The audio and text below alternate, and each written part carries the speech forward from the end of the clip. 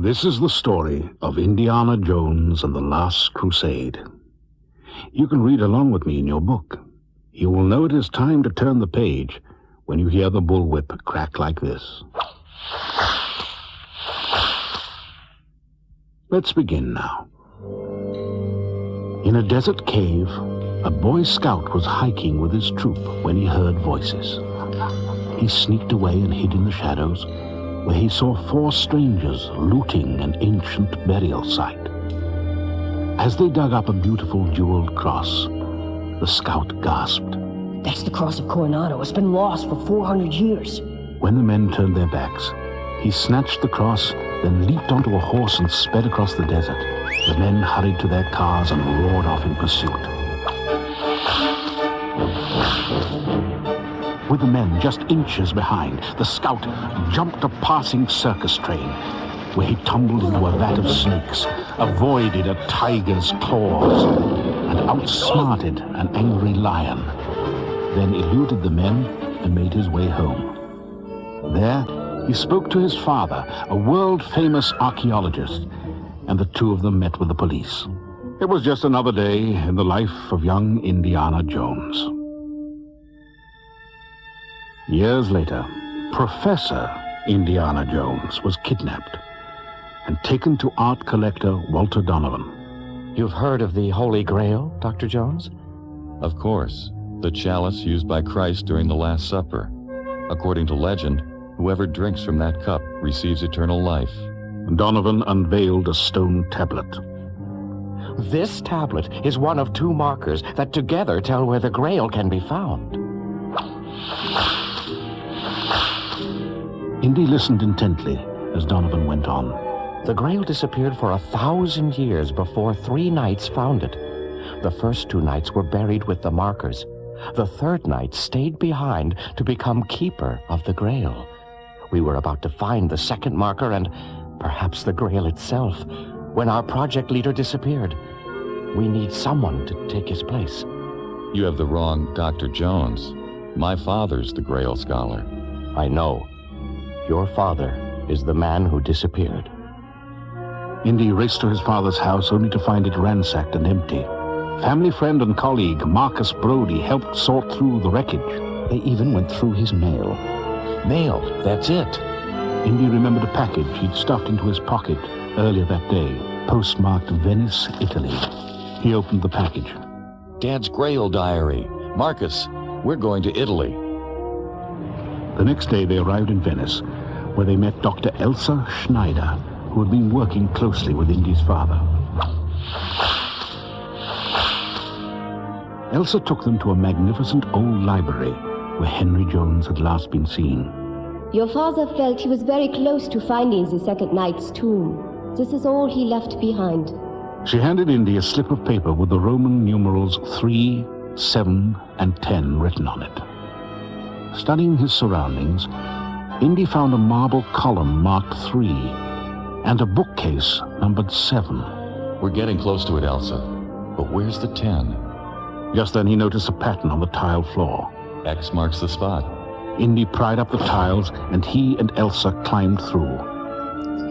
Below the library, in a tunnel caked with oil, Indy found the knight's remains. Look at his shield.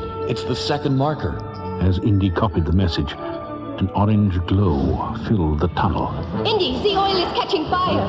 He looked up and saw a giant fireball rounding the corner, headed right toward them. They dove into the sewer and emerged through a storm drain covered with slime. Indy took a deep breath. Ah, Venice. Learning that his father was being held at the Castle Brunwald in Germany, Indy made plans to go there with Elsa. Before he left, he met with Marcus, and the 2 of them used information from the shield to draw a map showing the Grail's location. Marcus, go to the town of Iskenderun and contact my friend Sala. He'll help you follow this map and find the Grail. Storm clouds darkened the sky as Indy and Elsa sneaked inside the Castle Brunwald. They crept down a hallway to a heavy door. He must be in here, Elsa, because it's wired. Let's go around. They broke into the adjoining room. With the rain pouring down in sheets, Indy climbed onto a ledge, then used his whip to swing through the window next door. As he crashed into the room, Henry Jones stepped out of the shadows. Junior, is that you? Don't call me Junior. Suddenly, 2 Nazi soldiers burst in, carrying guns. An SS officer nodded at Indy. I'll take the diary now, Dr. Jones. Henry laughed in the man's face. Do you think my son would be stupid enough to bring... He looked at Indy. You didn't. Indy nodded. Junior, I sent it home to keep it away from them. I told you before. Indy snatched one of the guns and overcame the soldiers. Don't call me Junior. They ducked into the next room, only to find Elsa held by a Nazi colonel named Vogel. Drop the gun, Dr. Jones, or she dies. Indy dropped his weapon, and Elsa rushed over to put her arms round him. She reached into his pocket, then handed the diary to Vogel. You should have listened to your father, Andy. They were taken to a room where a man sat with his back to them. When he turned round, Indy reacted with shock. Donovan. Donovan examined the diary. Elsa, the map. Where is it? I can guess. Brody has it, and he's on his way to the Grail. After tying up Indy and his father, Donovan hurried off to catch Brody, while Elsa took the diary and headed for Berlin. Left alone, Henry and Indy burned through the ropes with a lighter, then slipped out of the castle and into the hills. They hopped on a motorcycle, and Henry pointed north. We've got to reach Berlin. That's where my diary is. We don't need your diary. Yes, we do. Whoever finds the Grail must face 3 final challenges. Booby traps. The clues to the traps are in my diary. Dad, what about Marcus? He's more important than the Grail. You don't understand. The Grail is the cup of eternal life. If the Nazis reach it first, they'll take over the world. Disguised as soldiers, Indy and his father traced Elsa to a Nazi rally in Berlin. Dad, she's standing right next to Hitler. When the rally dispersed, Elsa was shocked to see Indy approaching. Indy, you don't really think I'm part of this, do you?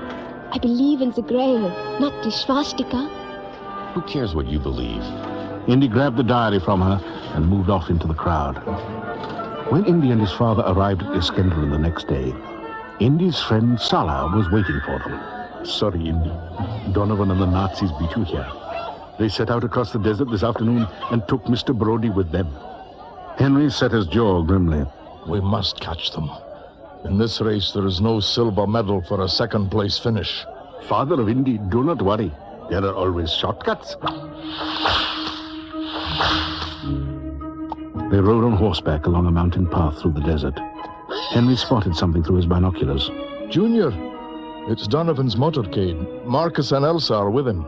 Salah gave Indy a peculiar look. Junior? Indy slumped in the saddle.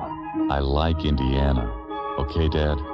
We named the dog Indiana. We named you Henry Jones, Jr. Suddenly, an explosion rocked the mountainside.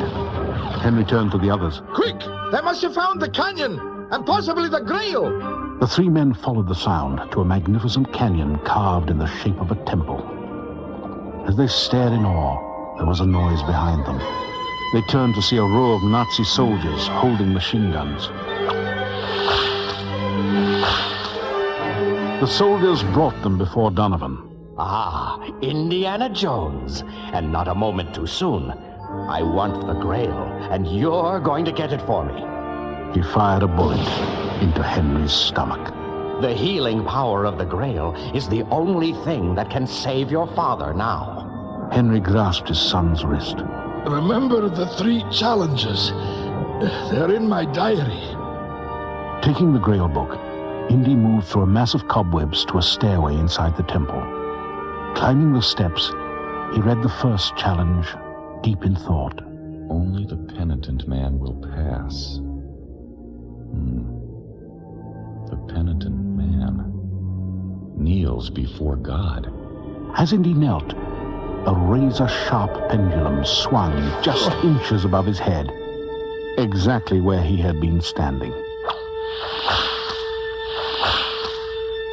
Using clues from the diary, Indy made his way across a pit filled with spiders, then leaped over a deep chasm. At last, he crawled through an opening into a smaller temple filled with beautiful chalices. Kneeling before them was an ancient knight in armor. I am the last of 3 knights who swore an oath to find the Grail and guard it. But that was 700 years ago. Drinking from the Grail has kept me alive. At that moment, Donovan and Elsa entered the room. Donovan eyed the chalices. Which one is it, old man? You must choose, but choose wisely. For just as the true Grail will bring you life, the false Grail will take it from you. Donovan selected the most beautiful cup. Eternal life! He drank, and his skin withered and turned brown. Donovan sank to the floor, an ancient skeleton blackened with age. The knight looked at Indy. He chose poorly.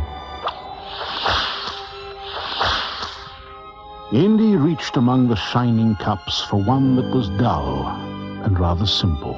Only one way to find out. He took a drink. When nothing happened, the knight smiled. You chose wisely. Indy ran back and held the cup to his father's lips. Drink, Dad. Drink. Henry drank, and miraculously his wound healed. Elsa dove for the cup. We've got it. Come on. The knight appeared behind them. No, the Grail belongs here. It can never leave. Ignoring his warning, Elsa hurried off. As she did, the temple walls began to crumble, and the chalice was knocked into a huge crevice that yawned at her feet. She scrambled down one side. I can't reach it, Indy. He climbed onto a ledge and strained to support her. But as she lunged for the chalice, her hand slipped from his, and she went hurtling into the abyss. Elsa! Just then, the ground shifted and Indy lost his balance. Out of nowhere, a hand grasped Indy's. It was Henry, barely holding on. Indy strained to reach the Grail. I can get it. No, Junior!